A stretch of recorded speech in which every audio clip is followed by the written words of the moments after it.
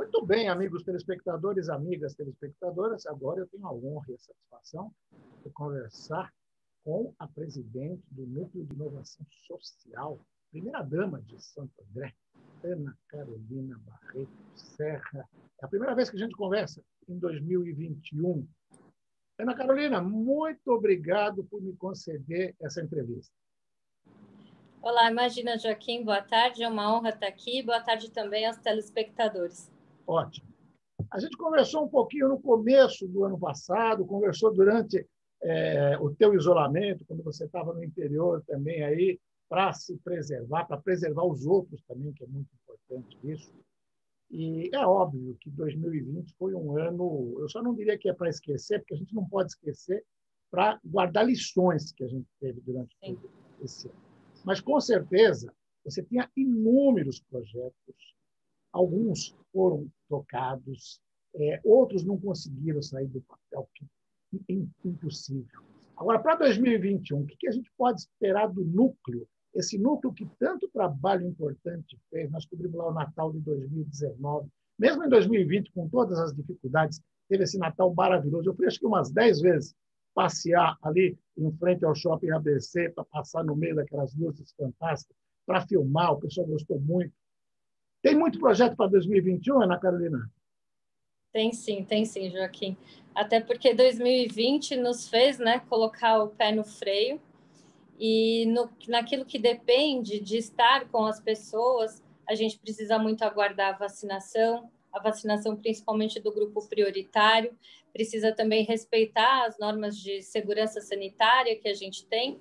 Então, por conta disso, 2020 foi aquele ano que a gente precisou colocar o pé no freio, repensar algumas ações, não deixar de atuar, e sim atuar conforme não só a necessidade das pessoas, mas também conforme as regras sanitárias, mas também fez com que deixasse um pouco de saudade daquela aglomeração que é inevitável, daquele contato do corpo a corpo que a gente tem no contato com as pessoas. A gente deixou de fazer o café solidário, a gente deixou de tirar muito do papel a Escola de Ouro Andreense, que vem funcionando de forma timidamente, mas aí com a suspensão das aulas a gente também se viu na necessidade de suspender as aulas, e esse projeto que nascia em 2020, logo no início de 2020.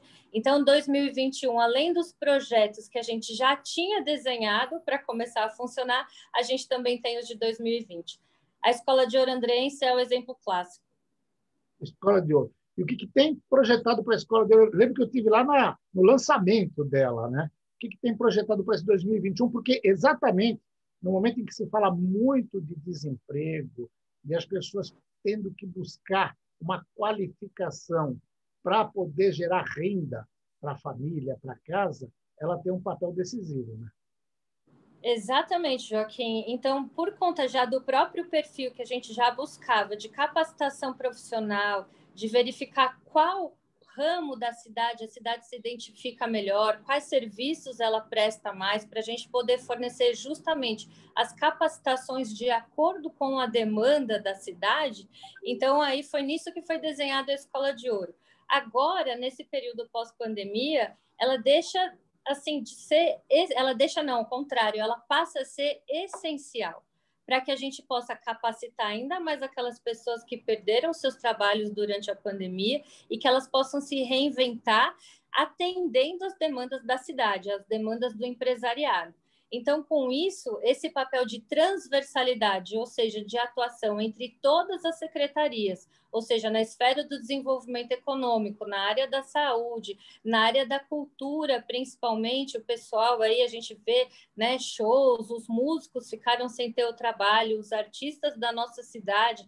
Então, aí a gente vem trazendo cursos para que eles possam não só se reinventar, mas que também oferecer conforme a demanda da cidade for surgindo, conforme aí esse avanço, da vacinação, esse avanço, se Deus quiser, que a gente vai ter das pessoas voltando aí à vida que a gente tinha anteriormente. Então, ou seja, a Escola de Ouro, ela vem mais moderna, ela vem numa linguagem que a gente fala do ensino híbrido, que a educação já vem nesse sentido de ter não só o ensino tecnológico, usando a tecnologia a nosso favor, assim como essa entrevista, assim como inúmeras entrevistas a gente concedeu para que as aulas, não só presenciais, elas sejam também através da utilização da tecnologia, então elas sejam remotas para as aulas teóricas e presenciais quando a gente precisa das aulas práticas. Então, nesse momento, a Escola de Ouro ela também vem repaginada e vem como ferramenta essencial para a gente poder capacitar o munícipe para que ele possa oferecer a mão de obra qualificada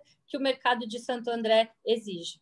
Legal. Eu lembro da gente ter falado também, você desenvolveu um projeto muito legal, que foi com as costureiras, para elas fazerem as máscaras tão necessárias, que continuam sendo necessárias e continuarão a ser, mesmo depois que a gente tenha a possibilidade de tomar vacina, a gente vai ter que continuar tomando alguns cuidados com protocolos sanitários. Tem algum número já dessas máscaras, alguma novidade? Porque isso aí foi importantíssimo, não? Sim, a gente vai, inclusive, agora na próxima reunião de planejamento que a gente tem frequentemente aqui, a gente vai verificar a necessidade, porque a vacinação ela continua, mas a necessidade de utilização de máscara, ao contrário do que muitos pensam, ela ainda vai se estender provavelmente ao longo desse ano. Então, o projeto do Costurando com Amor, provavelmente, se necessário, se a gente entender necessário, ele vai retornar. E assim, no primeiro momento, ele atendeu 1.400 costureiras da cidade, costureiras e costureiros, que eu gosto de frisar também, porque teve a participação masculina, e isso é muito importante para nós, e também produzirmos mais de 800 mil máscaras, que a gente pôde distribuir, a gente ainda distribui gratuitamente essas máscaras. Então, ou seja, numa grande parceria, principalmente com a Secretaria de Desenvolvimento Econômico, a gente conseguiu identificar quem são esses profissionais, trazer esses profissionais e qualificá-los para a produção da máscara, e aí, com isso, recebendo doação de insumo, fazendo a compra desses insumos, do tecido, da linha, da agulha, do elástico, a gente conseguiu não só confeccionar, mas também remunerar por esse trabalho feito tão importante nesse momento de pandemia. Então, havendo a necessidade de produção de mais máscaras, a gente vai estudar aí talvez a volta do Costurando com Amor, isso já nas próximas reuniões aí de planejamento da prefeitura, e também, mas aí um novo projeto do Fundo Social de Solidariedade, do Núcleo de Inovação Social, que é uma ideia ainda bem embrionária, mas que assim nos causa assim muita emoção, comoção, que é das próprias costureiras poderem confeccionar os uniformes da rede pública da cidade, do município. Também numa parceria com as malharias. Esse é um projeto muito embrionário do Núcleo de Inovação Social, mas que futuramente, para o próximo ano, a gente vai conseguir cadastrar essa mão de obra, indicar para essas malharias e fazer com que a nossa própria cidade produza o uniforme. Legal. Você me corrija se eu estiver errado, mas acho que você fez um projeto, não para o ano passado, ano retrasado, do aniversário da cidade, que envolvia várias ações sociais. O aniversário está aí, abril, 8 de abril, está pertinho. Assim como logo, logo, acho que você já está pensando, né, na campanha do agasalho deste ano, que vai ser fundamental. Tem alguma ideia nova aí, algo que a gente já possa ficar sonhando com esse trabalho aí?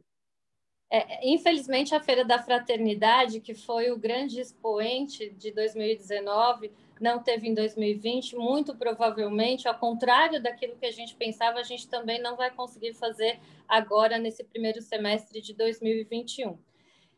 Quiçá, se Deus quiser, a gente consiga fazer no final do ano, exemplo do Natal Solidário que a gente teve em 2019, uma feira no estilo do Natal Solidário, no estilo da Feira da Fraternidade, onde a gente conseguiu englobar aí todas as entidades assistenciais. Com relação à campanha do agasalho, a exemplo de 2020, ela não deixou de existir, apesar da pandemia. Então, assim, a gente sempre se reinventando, utilizando exemplos, por exemplo, da vacinação drive-thru, por que não fazer a coleta desses agasalhos, desses itens, né? Também a gente recebeu inúmeros itens, até alimentos, enfim, itens de higiene, para material de limpeza, dessa forma, de forma com que as pessoas que querem doar também se sintam seguras e quem precise dessa doação não deixe de ser atendido. Então, por exemplo, nos nossos drive-thrus no ano passado, a gente ficou surpreso no bom sentido, porque a gente conseguiu arrecadar mais de 50 mil itens na campanha da Agasalho, além dos nossos parceiros das caixas do comércio, que frequentemente é espalhado em Santo André. Então, para esse ano, a gente pretende a mesma coisa, da mesma forma. A gente sabe que as pessoas, pouco a pouco, estão voltando, né? Estão voltando a frequentar os locais, então as caixas vão continuar existindo, as lojas solidárias do shopping também vão continuar arrecadando, mas, sem sombra de dúvida, o drive-thru, para quem ainda não quer sair de casa, quem quer se sentir seguro na hora de fazer essa doação, então aí a gente vai contar com o drive-thru também para a campanha do agasalho. E também queria lembrar que a gente, através de parceiros, a gente conseguiu desinfectar essas roupas para a gente poder doar. Então, aqueles kits que a gente monta para a família, porque não só isso. E aí, queria agradecer a toda a equipe do Núcleo, que a gente faz a divisão das peças, né? Então, a gente monta o kit não só para as famílias de acordo com o gênero, então, criança, né? Menino, menina, homem, mulher, mas também com relação à idade e tamanho. Então, quando a gente distribui a sacola que vai para as famílias, nesse kit família já vai de acordo com a necessidade dessa família e as roupas devidamente desinfectadas. Então, a gente pede para quem for doar que doe também a roupa já limpa, que isso facilita também o nosso trabalho e também previne aí a propagação do vírus. Claro, sem dúvida nenhuma. Eu tenho acompanhado teu trabalho diretamente, assim, sempre ao lado do prefeito Paulo Serra, participando do começo da vacinação, das inaugurações, dos lançamentos de obras, e vejo a tua preocupação social, ela é no sentido mais amplo da palavra, não é só com a fraternidade, com a solidariedade, mas é a preocupação com a sociedade de uma forma geral. E fiquei muito feliz em ver que você compartilhou há poucos dias no teu Facebook, eu sou teu seguidor ali, um artigo de um médico que eu conheço de nome, mas tenho um respeito muito grande por ele, que é o Dr. Antônio Carlos Nascimento, doutor em gastroenterologia ali pela Faculdade de Medicina da USP, e que ele terminava o artigo falando o seguinte, que a nossa jovem democracia ela está correndo o risco de adoecer gravemente, algo assim. E eu sei da tua preocupação também com a democracia. E vejo que Santo André hoje padece de um mal, que é não ter um representante na Assembleia Legislativa do Estado de São Paulo. Você, como uma advogada, mãe, professora, alguém que se preocupa com a democracia, como é que você vê essa situação de Santo André hoje? Na verdade, infelizmente, isso é algo que democracias jovens ainda sofrem, né? Nós, como estamos numa democracia muito jovem, às vezes ainda a gente percebe que algumas pessoas sentem ainda que esse valor da igualdade, da liberdade, da fraternidade, muitas vezes eles são deixados de lado e sentem que esses valores ou eles deixam de existir ou eles são enfraquecidos por outros tipos de ações. Isso, para mim, me penaliza como estudiosa da área, por ver que a democracia ela passa a dar voz e valor e passa a mostrar a atenção de muitas parcelas da população que muitas vezes elas não têm atenção, elas não são ouvidas. E isso também acaba acontecendo aqui para o âmbito regional. Então, assim, trazendo a questão das pessoas para o âmbito regional, a gente tem aqui no Grande ABC grandes cidades produtoras que têm uma riqueza per capita importante, que elas são expoentes enquanto Grande ABC, e que muitas vezes ela não tem essa representatividade nos poderes públicos, no legislativo, no executivo nacional. Então, muitas vezes, no governo estadual ou na própria área federal, a gente verifica que, de onde é o ABC? Quem é o ABC? É interior de São Paulo, né? E aí, quando a gente acaba mostrando quem é a força produtiva do Grande ABC, as cidades que produzem. Por isso que eu falo muito nessa força motriz, na mão de obra das pessoas, nessa riqueza que Santo André, que o ABC todo produz, ele precisa ser visto de uma forma mais arrojada, mais moderna. e, infelizmente, isso ainda não acontece. Então, por falta de representatividade, por falta de representação. E essa representação a gente só consegue através do exercício da democracia, quando a gente escolhe nossos representantes, então, perante as casas legislativas ou perante o executivo. Então, esse compromisso do legislativo e com o executivo estadual e federal para com o Grande ABC, eu acho de suma importância e acho que muitas vezes ele é deixado de lado, não sei por qual razão, mas assim, a gente entende que Santo André, o Grande ABC, precisa se impor melhor frente a esses grandes, digamos assim, porque ele é, sim, representante de uma força motriz muito importante para a região do estado de São Paulo. Que maravilha. Ana, eu ficaria aqui mais algumas horas batendo papo, porque é sempre bom falar com você, desfrutar do teu conhecimento, da tua sabedoria. Infelizmente, o tempo de televisão é curto.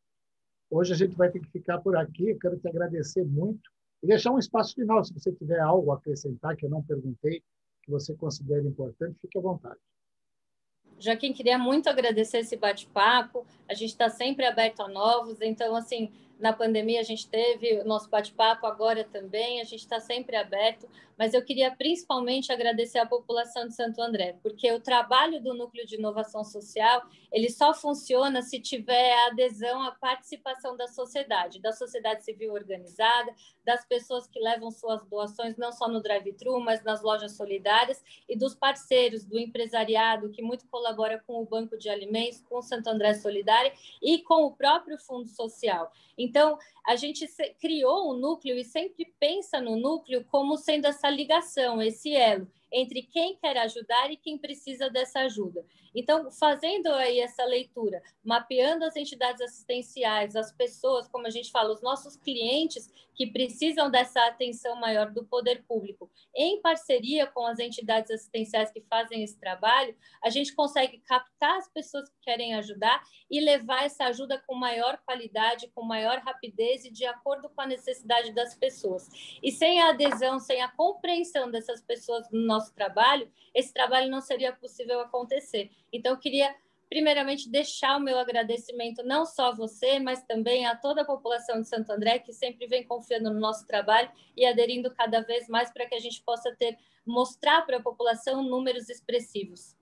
Tá ótimo. Obrigado e até uma próxima entrevista. Bom trabalho aí. Imagina, obrigada a você. Uma grande tarde para todos nós. Para todos nós. Ana Carolina Barreto Serra, presidente do Núcleo de Inovação Social e do Fundo Social de Solidariedade de Santo André, primeira-dama, conversou com você.